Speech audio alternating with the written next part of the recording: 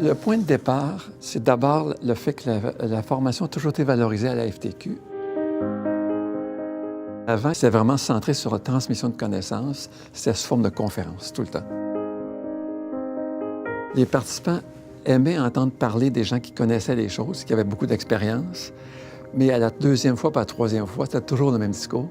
Les gens perdaient intérêt. Ils avaient toujours l'impression de ne pas en savoir assez pour agir, alors que dans les méthodes que nous, on a développées, quand les gens sortent, ils sont prêts à agir.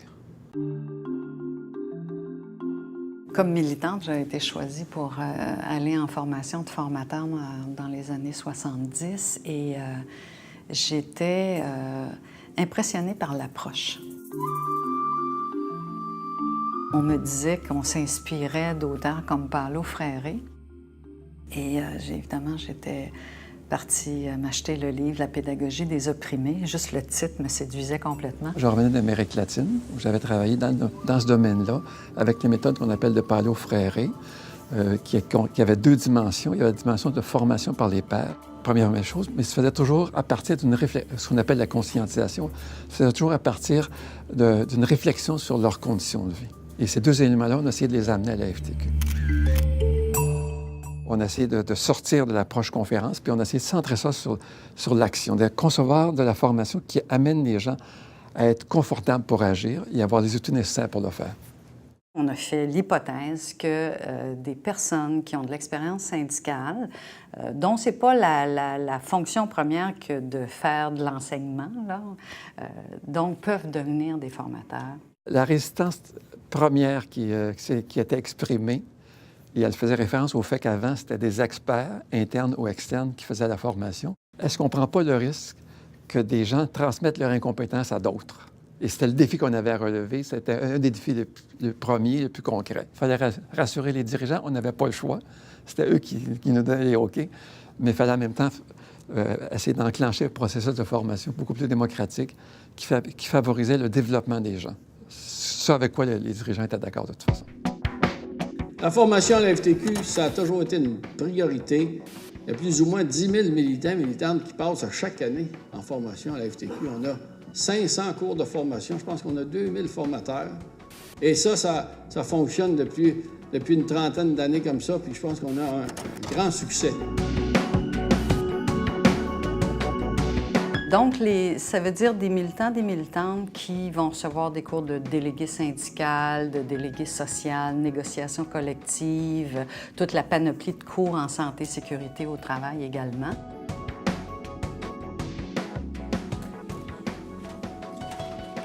La formation syndicale se dit même un modèle alternatif à la formation scolaire traditionnelle, magistrale. Choisis-toi une place. Oui, il en reste. Bienvenue. Bonjour tout le monde et bienvenue à cette formation en santé et sécurité de base, donc en prévention du SCFP. Je m'appelle Benoît Audette. Je me suis impliqué syndicalement il y a environ une quinzaine d'années. Ça ne se donne pas des cours au cégep, à l'université ou à l'école pour devenir représentant syndical ou président de section locale ou représentant en santé-sécurité. Du comité de santé-sécurité de mon service. La formation syndicale, ce que ça a de fantastique, c'est qu'on se retrouve entre nous avec des gens qui ont appris sur le terrain, puis on peut partager notre expérience ensemble. Le délégué, lui, a fait une enquête, puis il en a fait une description. On la retrouve à la page 29. Ici, c'est vraiment réel, c'est vivant, c'est l'expérience de tout le monde qu'on partage, puis ça a cet avantage-là d'échanger puis de pouvoir le transposer rapidement dans son milieu de travail. bientôt, nous autres, on s'en va négocier notre convention collective. Puis plus on en sait, plus on vient ici. Là, tantôt, j'écoutais l'équipe avec qui j'étais. Là, j'apprends plein de choses déjà, juste là, 2 autres. Là. Alors, vous avez un gros 20 minutes et s'il vous plaît, nommez-vous un porte-parole qui va faire le top de dos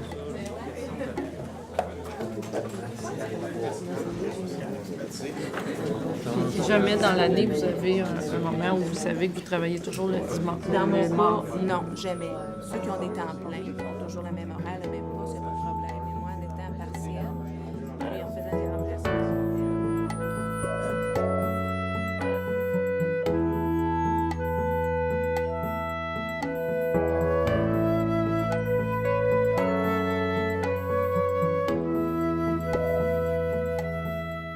Je veux dire, des cours comme ça, je pense que c'est intéressant parce qu'on peut se relier entre syndicats puis local, puis parler des problèmes, puis on pourrait discuter des solutions qui peut-être ça pas paru dans ma tête la première fois, puis avec quelqu'un d'autre, c'est hey, c'est une bonne idée. Les personnes comme moi ou mes autres collègues ici, ce qui va arriver, c'est qu'ils vont savoir quand je parle d'un événement, d'une situation, ils vont savoir de quoi que je parle. Alors, il y a une facilité de s'expliquer puis de comprendre aussi. En formation syndicale, c'est un moment vraiment particulier. Je le disais, un laboratoire pour nous permettre d'appréhender des nouvelles réalités, mais également de construire quelque chose ensemble. Généralement, dans les formations plus standards, on pose une question au prof, puis le prof nous répond. Puis on est en mode éponge, puis on écoute. La formation de la FTQ, c'est différent. Est-ce qu'il y a existence du droit selon la Convention collective existante? Qui dit oui? Stéphane? Pierre-Paul, tu dis oui. Qu'est-ce que tu t'es posé comme question? Bien, y a-tu violation? Oui. Interprétation de mesures disciplinaires. Il y a une mesure disciplinaire de mise à pied. Congédiement, c'est une mesure violation. disciplinaire. 14 4 et 04 et 14 02. OK. Les autres, qu'est-ce que vous dites de ça? Idéalement, les gens qui font l'animation en avant ne devraient pas répondre aux questions. Ils devraient plutôt re-questionner la personne ou appeler le groupe en renfort pour qu'ils apprennent à trouver eux-mêmes leurs réponses ensemble, en groupe. Et qui est responsable de cet accident? Bien, c'est l'employeur puis les supérieurs immédiats. On revient à eux autres. Qu'est-ce qu'on vient chercher ici, c'est plus d'outils pour résoudre des problèmes en milieu de travail, voir c'est quoi les lois, les normes, toutes ces choses-là. Je suis déjà délégué au travail, mais on en apprend tout le temps de plus en plus.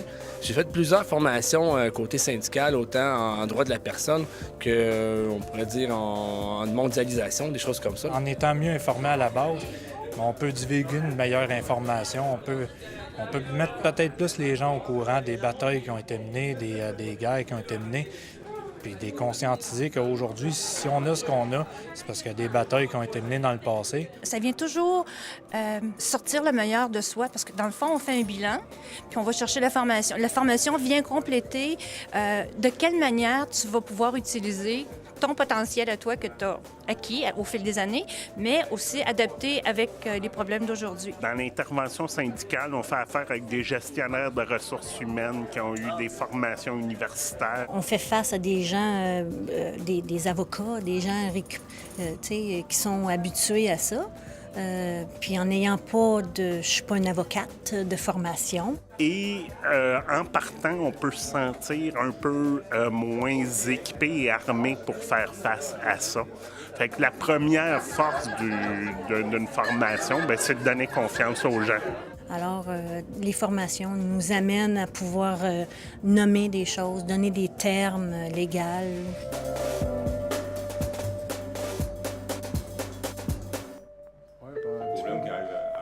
Je suis représentant de santé et sécurité dans mon travail, puis je suis délégué syndical.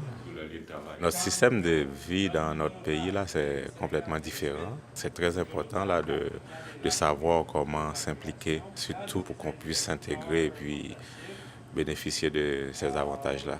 À chaque semaine, j'essaie de faire un meeting de plancher de 15 minutes aux gens avec qui je travaille. Comme là, on va parler de santé et sécurité. La semaine prochaine, je vais en faire un, expliquer ce que j'ai appris ici puis comment les choses fonctionnent. Quand ils reviennent chez eux, souvent, l'exécutif en place sont obligés un petit peu les tranquilliser, si on pourrait dire, parce que souvent, il y a des gens qui vont partir des formations syndicales.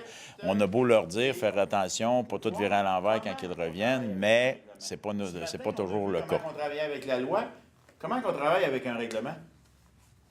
Avec l'index. Avec l'index. Merveilleux. Une fois qu'on a eu prouvé que des travailleurs étaient capables de maîtriser des savoirs complexes et de les partager et de les transmettre d'une façon compétente à d'autres personnes, ça a guidé les choix de la FTQ dans d'autres programmes, comme le programme de délégués sociaux, qui était un programme d'entraide.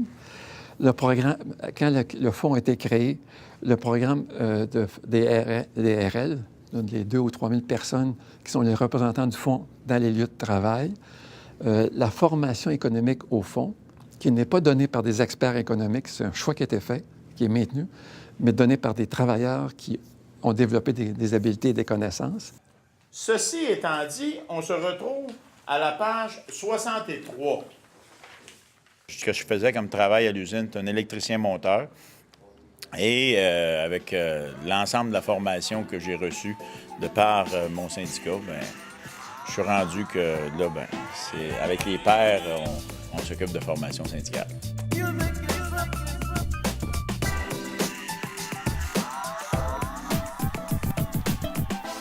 Un exemple que plusieurs des gens de la FTQ connaissent bien, c'est celui de Roger Genet. Et moi, j'ai connu Roger en 1975, qui était président à la Mine Belle. C'était un bon président qui était préoccupé de la santé de ces gens, puis il est devenu un espèce de symbole des travailleurs formateurs de grande qualité à la FTQ. Et ça, plusieurs d'entre eux le connaissent. Le programme de formation en santé et sécurité, Roger l'a redéfini, l'a replacé, l'a recentré sur l'action syndicale, parce que ses racines syndicales étaient très fortes. Donner de la formation, dans le fond, c'est de transmettre des choses. Mais c'est plus que transmettre des choses, c'est plus que de transmettre l'information, c'est aussi de construire des valeurs du mouvement syndical, telles que la solidarité. Cette impression qu'on avait que la formation syndicale nous ouvrait des portes et respectait qui on était, ça nous a permis de grandir dans le mouvement syndical. Les gens sont avant tout des citoyens, puis ils rapportent ça dans leur famille, dans leur milieu de travail, avec leurs confrères, consoeurs. Je pense que ça a une répercussion plus grande, juste de faire connaître le milieu syndical. Parfois, certains découvraient le plaisir d'étudier et retournaient aux études. D'autres, simplement, continuaient à se développer par la même méthode, puis devenaient directeurs de leur syndicat, devenaient permanents, etc., etc. Je donne un exemple. Il y a un de nos membres, après certaines formations, des choses comme ça, je vais nommer une région, aussi la région de la Beauce. La personne est maire d'une municipalité. Ça a donné à la FTQ des outils qu'elle n'avait pas, et ça lui a permis d'imprimer sa marque dans le domaine de la formation et dans le domaine de l'action, comme personne d'autre l'a fait. Il n'y a pas d'autres organisations au Québec qui l'ont fait avec autant de force que la FTQ l'a fait. Ça fait qu'on est capable de faire mûrir une organisation qui a des transformations à vivre, parce que la société a tellement changé, le milieu de travail a tellement changé, mais qui le fait dans une relative harmonie et un partage de ces réflexions-là, de ces préoccupations-là.